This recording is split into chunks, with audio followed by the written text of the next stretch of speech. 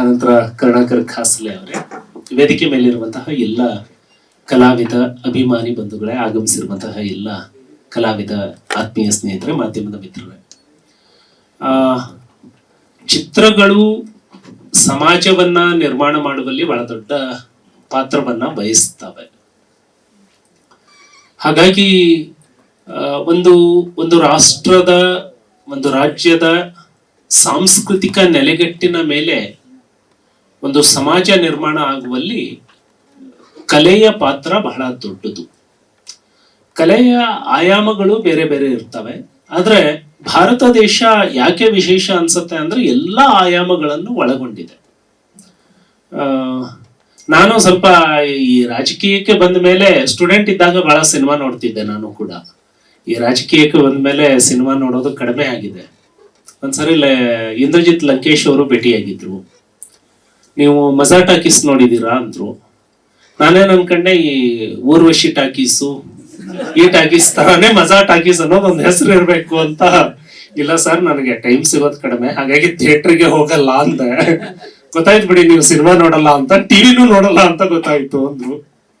So Ganesh ಅವರ ನಟನೆಯನ್ನ ನೋಡಿದ್ವಿ. ಅನಂತರ ಅವರ ವ್ಯಕ್ತಿತ್ವವನ್ನ ನಾನು ಒಂದು ಪಕ್ಷದ ಒಳಗಡೆ ಅವರ ಜೊತೆಗೆ ಸಂಪರ್ಕದಲ್ಲಿ ಇರುವಾಗ ಅವರ ವ್ಯಕ್ತಿತ್ವ, ಅವರ ವಿಚಾರಗಳನ್ನ ಬಹಳ ಹತ್ತಿರದಿಂದ ನೋಡಿ ನಾನು ಪ್ರೇರೇಪಿತ ಆದನು ಅವರಿಂದ. ಚಿತ್ರ ನೋಡಿದಾಗ ನಾನು ತೀರ್ಮಾನ ಮಾಡಿದೆ, ಬಹುತೇಕ ಒಂದು 15 ವರ್ಷ ಆಗಿರ್ಬೇಕು ನಾನು ಸಿನಿಮಾ ನೋಡ್ಲಾರ್ದೆ, ಆದ್ರೆ ಈ ಸಿನಿಮಾ ನೋಡ್ಲಿಕ್ಕಾಗಿ ನಾನು ಥಿಯೇಟರ್ಗೆ ಹೋಗಿ ಈ ಸಿನಿಮಾ ನೋಡ್ತೀನಿ ಅಂತ ಹೇಳಿ ಬಹಳ ಸಂತೋಷದಿಂದ ಹೇಳ್ತೀನಿ. ಸೊ ಪೌರಾಣಿಕ ಚಿತ್ರ. ಬಹುತೇಕ ಈಗ ಸಾಹಿತ್ಯ ಓದುವಂಥದ್ದು ಕಡಿಮೆ ಆಗ್ಬಿಟ್ಟಿದೆ. ನಾನು ಎಲೆಕ್ಷನ್ ಸೋತಾಗ ನನಗೆ ಟೈಮ್ ಸಿಕ್ತು ಅಂತ ಹೇಳಿ ರಾಘವಾಂಕನ ಹರಿಶ್ಚಂದ್ರ ಕಾವ್ಯ ಹಳಗನ್ನಡದಲ್ಲಿ ಓದ್ದೆ ನಾನು. ಇವತ್ತು ಹಳಗನ್ನಡ ಉಚ್ಚಾರ ಓದುವಂತವರೇ ಕಡಿಮೆ ಆಗಿದ್ದಾರೆ. ಪೌರಾಣಿಕತೆ ಬಗ್ಗೆ ತಿಳಿದುಕೊಳ್ಳುವಂಥದ್ದು ಈಗಿನ ಮಕ್ಕಳಿಗೆ ಬಹಳ ಕಷ್ಟ ಆಗಿದೆ. ಈ ನಿಟ್ಟಿನಲ್ಲಿ ಪೌರಾಣಿಕತೆಯ ಬಗ್ಗೆ ಚಿತ್ರಗಳು ಅವು ಸಮಾಜವನ್ನ ತಲುಪಬೇಕು, ಯುವ ಪೀಳಿಗೆಯನ್ನ ತಲುಪಬೇಕು, ಯಂಗರ್ ಜನರೇಷನ್ ಅನ್ನ ತಲುಪಬೇಕು ಅಂತೇಳಿ ನಾನು ಬಯಸ್ತೇನೆ. ಸೊ ಚಿತ್ರ ಮತ್ತೆ ಆ ಗೀತೆ ತುಂಬಾ ಚೆನ್ನಾಗಿ ಮೂಡ್ ಬಂದಿದೆ. ಯಶಸ್ವಿ ಆಗ್ಲಿ, ನಾವೆಲ್ಲರೂ ಸೇರಿ ಇದನ್ನ ಯಶಸ್ವಿಗೊಳಿಸೋಣ ಅಂತ ಹಾರೈಸ್ತೇನೆ. ಎಲ್ಲರಿಗೂ ಒಳ್ಳೆಯದಾಗ್ಲಿ. ನಮಸ್ಕಾರ. ಧನ್ಯವಾದಗಳು ಸರ್. ತಮ್ಮ ಬಿಡುವಿನ ಸಮಯದಲ್ಲಿ ಬಂದು ನಮ್ಗೆ ಹಾರೈಕೆ ಮಾಡಿ ಧನ್ಯವಾದಗಳು ಸರ್. ಕಾರ್ಯಕ್ರಮ ಮುಂದುವರಿಯುತ್ತೆ. ಮನವಿ ಇದೆ ರಾಜೀವ್ ಅವರಲ್ಲಿ. ಗಣೇಶ್ ರಾವ್ ಅವ್ರ ರಾಜಕೀಯದಲ್ಲಿ ತುಂಬಾ ಆಸಕ್ತಿ ಇರೋದ್ರಿಂದ ನಿಗಮ ಮಂಡಳಿ ಚೇರ್ಮನ್ ಮಾಡಿ ನಿಮ್ ಪಕ್ಷದಿಂದ ಅಂತ. ನಮ್ ಪಕ್ಷ ಬಂದ ಖಂಡಿತ ಮಾಡ್ತಾರೆ ಅವರು. ಧನ್ಯವಾದಗಳು ಸರ್.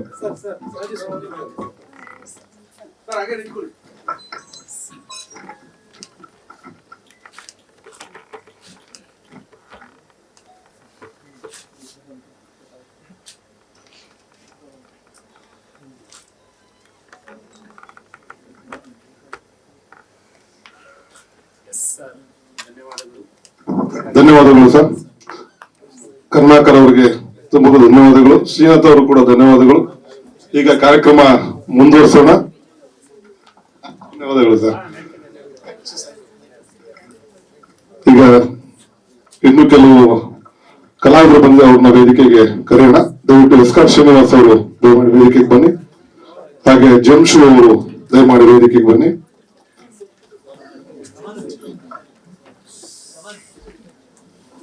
ಹಾಗೆ ನಮ್ಮ ಹಿರಿಯ ಸಹೋದರ ರಮಾನಂದ್ ಅವರು ದಯಮಾಡಿ ವೇದಿಕೆ ಹಂಗೆ ಬಂದ್ಬಿಡೋಣ, ಹಂಗೆ ಮೇಲೆ ಬಂದ್ಬಿಡೋಣ, ಹಂಗೆ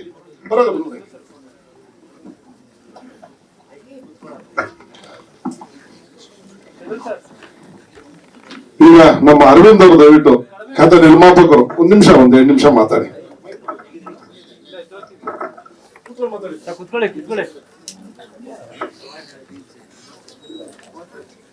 ಎಲ್ಲರಿಗೂ ನಮಸ್ಕಾರ. ಮೊದಲನೇದಾಗಿ ಒಂದು ಪೌರಾಣಿಕ ಚಿತ್ರವನ್ನ ಮಾಡಬೇಕು ಅಂತ ಹೊರಟಂತ ಗಣೇಶ್ ಕೇಸರ್ಸ್ಕರ್ ಅವ್ರಿಗೆ ಮತ್ತೆ ಸಹ ನಿರ್ಮಾಪಕಗಳಿಗೂ ನಾನು ಮೊದಲನೇದಾಗಿ ವಿಶೇಷವಾಗಿ ಅವ್ರಿಗೆ ಧನ್ಯವಾದ ಹೇಳಕ್ಕೆ ಇಷ್ಟಪಡ್ತೀನಿ. ಒಂದು ನಮ್ಮ ನಾಡು ನುಡಿ ನಮ್ಮ ಸಂಸ್ಕೃತಿ ಅಂತ ಬಿಂಬಿಸಂತಹ ಚಿತ್ರಗಳು ಅಂತಂದ್ರೆ ಪೌರಾಣಿಕ ಚಿತ್ರಗಳು. ಈ ಚಿತ್ರಗಳನ್ನ ಮಾಡೋದು ಅಷ್ಟು ಈಸಿ ಅಲ್ಲ. ಮೊದಲನೇದಾಗಿ ಫಸ್ಟ್ ದಿನ ನಮ್ಮ ಸ್ಟುಡಿಯೋದಲ್ಲಿ ಶೂಟಿಂಗ್ಗೆ ಗಣೇಶ್ ಕೇಸರ್ ಟೀಮ್ ಬಂತು. ಕ್ಯಾರವನ್ ಬಂದಿತ್ತು. ನಾನು ಯಾರ್ದಿದ್ ಕ್ಯಾರವನ್, ಯಾರ್ ಶೂಟಿಂಗ್ ಅಂತ ಕೇಳಿದೆ. ಸರ್ ಗಂಗೆ ಗೌರಿ ಸಿನಿಮಾ ಬಂದಿದೆ ಗಣೇಶ್ ಕೇಸರ್. ಅಲ್ರಿ ಪೌರಾಣಿಕ ಚಿತ್ರ ಮಾಡ್ತಿದಾರೆ, ಇಂದ್ರಲ್ಲಿ ಕ್ಯಾರವನ್ ಎಲ್ಲ ತರಿಸಿದಾರೆ ಅವರು, ಹೆಂಗೆ ಕತೆ ಅಂತ ನಾನು ಕೇಳಿದೆ. ಬಟ್ ಖುಷಿ ಆಯ್ತು ನನಗೆ, ಯಾಕೆಂದ್ರೆ ಅವರು ಆಲ್ಮೋಸ್ಟ್ ನಮ್ಮ ಪುಟ್ಟಣ್ಣ ಗಂಗಾ ಸ್ಟುಡಿಯೋದಲ್ಲೇ ಸಿನಿಮಾ ಶೂಟಿಂಗ್ ಮಾಡಿದ್ರು. ಹೊರಗಡೆ ಇಡೀ ರಾಜ್ಯದ ಹೊರಗಡೆ ಕಡೆ ಎಲ್ಲ ಚಿತ್ರನ ಶೂಟಿಂಗ್ ಮಾಡಿದ್ದಾರೆ. ಅಂದ್ರೆ ಇವತ್ತಿನ ದಿನದಲ್ಲಿ ಪೌರಾಣಿಕ ಚಿತ್ರವನ್ನ ಮಾಡೋದು ಅಷ್ಟು ಸುಲಭ ಅಲ್ಲ. ಅದಕ್ಕೆ ಅಂತ ಒಂದು ಸೆಟ್ಟು, ಕಾಸ್ಟ್ಯೂಮು, ಆಮೇಲೆ ಆರ್ಟಿಸ್ಟ್ಗಳು ಅಷ್ಟು ತಯಾರಿ ಇರಬೇಕು. ಹಾಗಾಗಿರಿಂದ ಈ ತರ ಸಿನಿಮಾವನ್ನ ಮಾಡೋದು, ಆಮೇಲೆ ನಮ್ಮ ಪುರುಷೋತ್ತಮ್ ವಂಕರ್ ಸರ್ ಬಗ್ಗೆ ನಾವು ಹೇಳೋದ್ ಮಾತೇ ಇಲ್ಲ. ಅವರು 20ಕ್ಕೂ ಹೆಚ್ಚು ಪೌರಾಣಿಕ ಚಿತ್ರಗಳನ್ನ ಮಾಡಿದ್ದಾರೆ. ಹಾಗಾಗಿ ಅವರು ಮಾಡಿರ್ತಕ್ಕಂಥ ಚಿತ್ರಗಳನ್ನ ಆಲ್ಮೋಸ್ಟ್ ಎಲ್ಲ ನೋಡಿದೀನಿ. ಅಂದ್ರೆ ತುಂಬಾ ವಿಭಿನ್ನವಾದ ನಿರ್ದೇಶಕರು ಅಂತ ಹೇಳಿದ್ರೆ ತಪ್ಪೇನಿಲ್ಲ.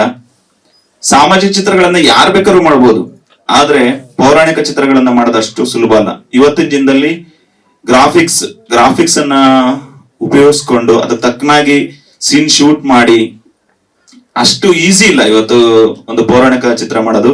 ಅಂತ ಕೆಲ್ಸಕ್ಕೆ ನಮ್ಮ ಗಣೇಶ್ ಸರ್ ಟೀಮ್ ಕೈ ಹಾಕಿರೋದು ತುಂಬಾ ವಿಶೇಷ ಅಂತ ಅನ್ಕೊಂತೀನಿ.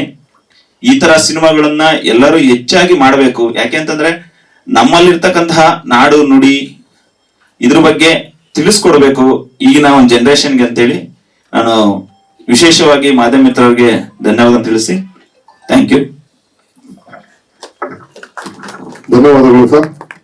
ಅರವಿಂದ್ ಅವ್ರದ್ದು ಸುವರ್ಣ ಚಾನಲ್ 3 ಸೀರಿಯಲ್ ಬರ್ತಾ ಇದೆ. ಯಡಿಯೂರು ಸಿದ್ಧಲಿಂಗೇಶ್ವರ, ಶ್ರೀದೇವಿ ಮಹಾತ್ಮೆ ಮತ್ತೆ ರೇಣುಕಾದೇವಿ ಯಲ್ಲಮ್ಮ. ಅಷ್ಟು ಬ್ಯುಸಿ ಇದ್ರು ಕೂಡ ನಮ್ಮ ಮೇಲೆ ಗೌರವ ಇಟ್ಟು ಪ್ರೀತಿ ಇಟ್ಟು ಬಂದಿದ್ದೀರಾ, ನಿಮಗೆ ಧನ್ಯವಾದಗಳು ಸರ್. ಈಗ ಚಿತ್ರತಂಡವನ್ನು ಉದ್ದೇಶಿಸಿ ನಮ್ಮ ನಾಯಕ ನಟಿಯರು 1 ನಿಮಿಷ ಮಾತಾಡಬೇಕು ಅಂತ ಕೇಳ್ಕೊಳ್ತಾರೆ. ರೂಪಾಲಿ ಅವರು, ಶ್ರೀ ವಿಷ್ಣು ಅವರು ದಯವಿಟ್ಟು ವೇದಿಕೆಗೆ ಬನ್ನಿ. ವಿಷ್ಣು, ಶ್ರೀ ವಿಷ್ಣು, ಬ್ರಹ್ಮನ ಪಾತ್ರ ಮಾಡಿದಂತ ಶ್ರೀ ವಿಷ್ಣು.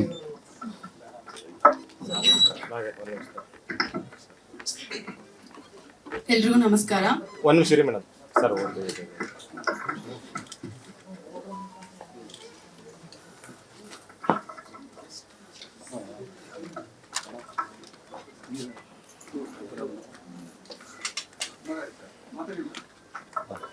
ಎಲ್ರಿಗೂ ನಮಸ್ಕಾರ.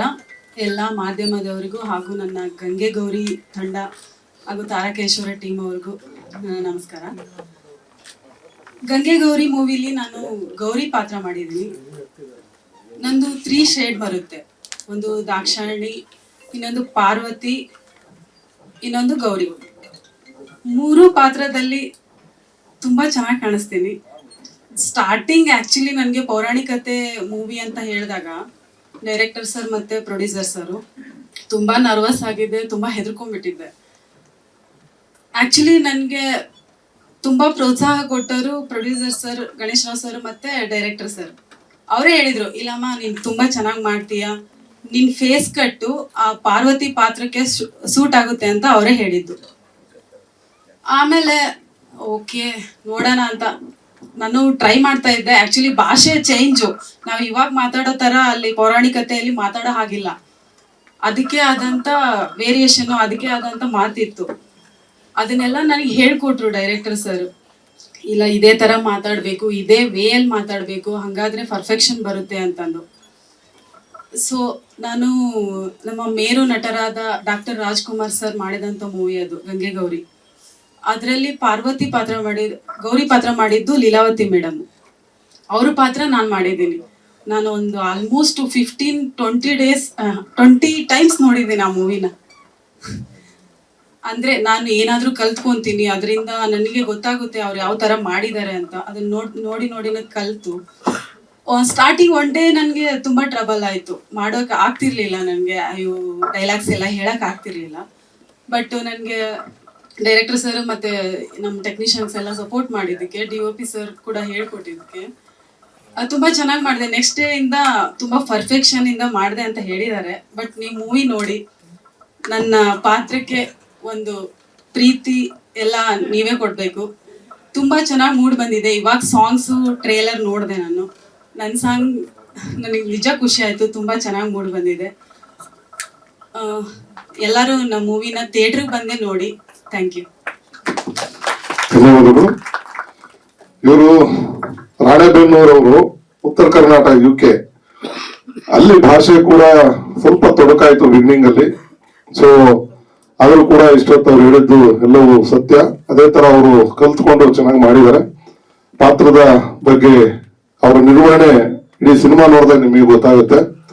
ಈಗ ನಮ್ಮನ್ನ ಉದ್ದೇಶಿಸಿ ಗಂಗೆ ಪಾತ್ರಧಾರಿ ನಿಖಿತಾ ಸ್ವಾಮಿ ಅವರು ಮಾತಾಡ್ಬೇಕು ಅಂತ ಕೇಳ್ಬೋದು.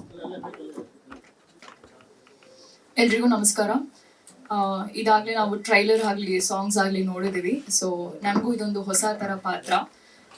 ಸೊ ಗಂಗೆ ಗೌರಿ ಅಂತ ಫಸ್ಟ್ ನನಗೆ ಅಪ್ರೋಚ್ ಮಾಡಿದಾಗ ಮೈಥಾಲಜಿ, ಯಾಕಂದರೆ ಯಾರಿಗೂ ಈ ಥರ ಅವಕಾಶಗಳು ಸಿಗೋದಿಲ್ಲ, ತುಂಬ ಕಮ್ಮಿ. ಯಾಕಂದರೆ ಈ ನಡುವೆ ಮೈಥಾಲಜಿ ಸಬ್ಜೆಕ್ಟ್ಸ್ ಬರೋದೇ ಕಮ್ಮಿ ಇದೆ. ಸೊ ಹಾಗಾಗಿ ಪ್ರೊಫೈಲಲ್ಲಿ ಒಂದು ವೇರಿಯೇಷನ್ ಇರಲಿ ಅನ್ನೋ ಒಂದು ಕಾರಣಕ್ಕೆ ನಾನು ಫಸ್ಟ್ ಸಿನಿಮಾನ ಒಪ್ಕೊಂಡೆ. ಬಟ್ ಆಮೇಲೆ ಸಿನಿಮಾದಲ್ಲಿ ಶೂಟಿಂಗ್ ಶುರು ಆದ್ಮೇಲೆ ಡಿಫಿಕಲ್ಟೀಸ್ ಏನನ್ನೋದು ಗೊತ್ತಾಯ್ತು. ಈಗಾಗಲೇ ರೂಪಾಲಿ ಹೇಳ್ದಾಗೆ ಲ್ಯಾಂಗ್ವೇಜ್ ಪ್ರಾಬ್ಲಮ್ ಆಗಲಿ, ಕನ್ನಡ ಏನು ವೊಕ್ಯಾಬ್ಯುಲರಿ ಎಲ್ಲ ಬರಬೇಕಾಗತ್ತೆ. ಆ್ಯಂಡ್ ಆಲ್ಸೋ ಶೂಟಿಂಗ್ ಟೈಮಲ್ಲಿ ನಾವು ಆದಷ್ಟು ಎಷ್ಟೇ ಗ್ರೀನ್ ಮ್ಯಾಟ್ ಮಾಡಿದ್ರು ಕೆಲವೊಂದು ಲೊಕೇಶನ್ಸ್ಗೆ ಹೋಗ್ಬೇಕಾಗತ್ತೆ. ಸೊ ಲೊಕೇಶನ್ಸ್ಗೆ ಹೋದಾಗ ಇವಾಗ ನಾವು ನೋಡ್ಬೋದು ವೈರ್ಸ್ ಆಗಲಿ, ಸಿಮೆಂಟ್ ಆಗಲಿ, ಈ ಥರದನ್ನೆಲ್ಲ ಆಲ್ಮೋಸ್ಟ್ ಅವಾಯ್ಡ್ ಮಾಡಿ ನಾವು ಒಂದು ಫ್ರೇಮಿಂಗ್ ಇಡಬೇಕು. ಸ್ವಲ್ಪ ಎಸ್. ಸೊ ಹಾಗಾಗಿ ಆ ಥರದೊಂದು ಡಿಫಿಕಲ್ಟೀಸ್ ಇತ್ತು. ಸೊ ಇದನ್ನ ನಮ್ಮ ಡೈರೆಕ್ಟರ್ ಹಾಗೂ ಕ್ಯಾಮ್ರಾಮನ್ ಇಬ್ರು ತುಂಬಾ ಚೆನ್ನಾಗಿ ನೋಡ್ಕೊಂಡಿದ್ದಾರೆ. ಆ್ಯಂಡ್ ಸಿನಿಮಾ ಪಾತ್ರ ಅವ್ರು ಆಲ್ರೆಡಿ ಹೇಳ್ದಾಗೆ ಗಂಗೆ ಪಾತ್ರ ಮಾಡಿದ್ದೀನಿ. ಗಂಗೆ ನಿಮ್ಗೆಲ್ಲರಿಗೂ ಕತೆ ಗೊತ್ತಿರೋದು. ಗಂಗೆ ಗೌರಿ ಯಾಕೆ ಭೂಮಿಗೆ ಬರ್ತಾರೆ ಏನು ಅನ್ನೋದೊಂದು ಕಂಪ್ಲೀಟ್ ಜಸ್ಟ್ ಈ ಸಿನಿಮಾದಲ್ಲಿ ಇದೆ. ಸೊ ಮೇಕಿಂಗ್ ವೈಸ್ ಆಗಲಿ ಸ್ವಲ್ಪ ನಾವು ಟ್ರೈ ಮಾಡಿ ವಿ ಹ್ಯಾವ್ ಅಪ್ಗ್ರೇಡೆಡ್. ಯಾಕಂದ್ರೆ ಹಳೆ ನಾವು ಬ್ಲ್ಯಾಕ್ ಆ್ಯಂಡ್ ವೈಟ್ ನೋಡಿದಾಗೂ ಇವಾಗ್ಲೂ ತುಂಬಾ ಡಿಫ್ರೆನ್ಸ್ ಇದೆ. ಸೊ ಸಿನಿಮಾ ಕತೆ ಆಲ್ರೆಡಿ ಎಲ್ಲರಿಗೂ ಗೊತ್ತಿದೆ. ಬಟ್ ಟ್ರೈಂಗ್ ಏನಂತಂದ್ರೆ ಒಂದು ಮೈಥಾಲಜಿ ಸಬ್ಜೆಕ್ಟ್ ಅಂಡ್ ಅದು ಹಬ್ಬಕ್ಕೆ ಬರಬೇಕಾಗಿತ್ತು. ಸೊ ಬರ್ತಾ ಇದೀವಿ. ನಿಮ್ಮೆಲ್ಲರ ಸಪೋರ್ಟ್ ಬೇಕು ಅಂತ ನಾನು ಕೇಳ್ಕೊಳ್ತೀನಿ. And thanks to the opportunity producer ಸರ್ಗೂ ಹಾಗೂ ಡೈರೆಕ್ಟರ್ ಸರ್ಗೂ ಆ್ಯಂಡ್ ಎಲ್ಲ ಗೆಸ್ಟ್ಗಳಿಗೆ ಥ್ಯಾಂಕ್ ಯು ಹೇಳಕ್ಕೆ ಇಷ್ಟಪಡ್ತೀನಿ ನಮ್ಮ ಸಿನಿಮಾಗೆ ಸಪೋರ್ಟ್ ಮಾಡ್ತಿರೋದಕ್ಕೆ. ಧನ್ಯವಾದಗಳು. ನಾವು ಗಂಗೆ ಗೌರಿ ಸಿನಿಮಾ ಸ್ಟಾರ್ಟ್ ಮಾಡಿದಾಗ ನಿಮಗೆಲ್ಲ ಗೊತ್ತಿರೋ ಹಾಗೆ ನಿಖಿತಾ ಅವ್ರು ಸ್ವಲ್ಪ ತುಂಬಾ ಮಾಡರ್ನ್, ಅಲ್ಲೂ ಕೂಡ ಸುಮಾರು ಕಾಮೆಂಟ್ಸ್ ಬಂತು. ಆದ್ರೂ ಕೂಡ ಅವರ ಪಾತ್ರವನ್ನು ಬಹಳ ಚೆನ್ನಾಗಿ ನಿರ್ವಹಣೆ ಮಾಡಿದ್ದಾರೆ. ಕಲಾವಿದರು ಅಂದ್ರೆ ಎಲ್ಲಾ ತರದ ಪಾತ್ರಗಳನ್ನು ಮಾಡಬೇಕು. ನಾನು ಫಸ್ಟ್ ಆಫ್ ಆಲ್ ಬ್ಯಾಂಗ್ಳೂರ್ ಹುಡುಗಿ. ಸೊ ಹಾಗಾಗಿ ಮಾಡರ್ನ್ ಅನ್ನೋದು ಫ್ರಮ್ ಡೇ ಒನ್ ಇದೆ, ಇಲ್ಲ ಅಂತ ಹೇಳ್ತಿಲ್ಲ. ಬಟ್ ಸ್ಟಿಲ್ ಹೌದು ಕಾಮೆಂಟ್ಸ್ ಬಂತು, ಬಟ್ ಅದು ಪಾಸಿಟಿವ್ ಆಗಿ ಈಗ ಟರ್ನ್ ಆಗಿದೆ. So I am happy about it. Thank you very much. ಈಗ ನಮ್ಮ ಸಹ ನಿರ್ಮಾಪಕರು ಸುಮಿತಾ ಪ್ರವೀಣ್ ಒಂದು 2 ನಿಮಿಷ ಮಾತಾಡ್ಬೇಕು. ನಮಸ್ಕಾರ. ಇಲ್ಲಿ ನಿಲ್ದಿರುವಂತ ಎಲ್ಲ ಗಣ್ಯರು, ಅತಿಥಿಗಳು, ನಮ್ಮ ಕಲಾವಿದರು, ಗಂಗೆ ಗೌರಿಯಲ್ಲಿ ಆಕ್ಟ್ ಮಾಡಿರೋ ಎಲ್ಲ ಕಲಾವಿದರು ಹಾಗೂ ನಮ್ಮ ಮಾಧ್ಯಮ ಮಿತ್ರರು ಎಲ್ಲರಿಗೂ ನನ್ನ ನಮಸ್ಕಾರ. ಗಂಗೆ ಗೌರಿ ಹಬ್ಬದ ಹಾರ್ದಿಕ ಶುಭಾಶಯಗಳು. ಮೊದಲನೇದಾಗಿ ನಾನು ಈ ಚಿತ್ರನ ಯಾಕೆ ಕೋ ಪ್ರೊಡ್ಯೂಸರ್ ಒಪ್ಕೊಂಡೆ ಅಂದ್ರೆ, ನಾವೆಲ್ಲ ಚಿಕ್ಕವರಿರ್ತಾ DD1 ಅಲ್ಲಿ ಮಹಾಭಾರತ ರಾಮಾಯಣ ನೋಡಿ ಬೆಳೆದವರು. ಅವಾಗ ಬೇರೆ ಆಪ್ಷನ್ ಇರ್ಲಿಲ್ಲ, ಒಂದೇ ಚಾನಲ್ ಇರ್ತಾ ಇತ್ತು. ಈಗಿನ ಕಾಲದ ಮಕ್ಳಿಗಿಲ್ಲ. ನನ್ನ ಮಗಳು ಇದರಲ್ಲಿ ಆಕ್ಟ್ ಮಾಡ್ಲಿ, ಅವಳು ಸಹ ನಮ್ಮ ಪೌರಾಣಿಕನ ಸ್ವಲ್ಪ ತಿಳ್ಕೊಳ್ಳಿ, ದೇವ್ರ ಬಗ್ಗೆ ಒಂದು ನಂಬಿಕೆಯನ್ನು ಬೆಳೆಸ್ಕೊಳ್ಳಿ ಅನ್ನೋ ಒಂದು ಮುಖ್ಯ ಕಾರಣದಿಂದ ನಾನು ಇದರಲ್ಲಿ ಕೋ ಪ್ರೊಡ್ಯೂಸರ್ ಆಗಿ ಗಣೇಶ್ ರಾವ್ ಜೊತೆ ವರ್ಕ್ ಮಾಡಿದೆ. ನಮ್ಮ ಈ ಗಂಗೆ ಗೌರಿ ಟೀಮ್ನ ಸಪೋರ್ಟ್ ಮಾಡಿ ಅಂತ ಮಾಧ್ಯಮಗಳಲ್ಲಿ ಕೇಳ್ಕೊಳ್ತಾ ನನ್ನ ಮಾತನ್ನ ಮುಗಿಸ್ತಾ ಇದ್ದೀನಿ. ಧನ್ಯವಾದಗಳು. ನಾವು ಸಿನಿಮಾ ಪ್ರಾರಂಭ ಮಾಡಿದಾಗ ಒಬ್ಬ ಕೋ ಪ್ರೊಡ್ಯೂಸರ್ ಅವಶ್ಯಕತೆ ಇತ್ತು.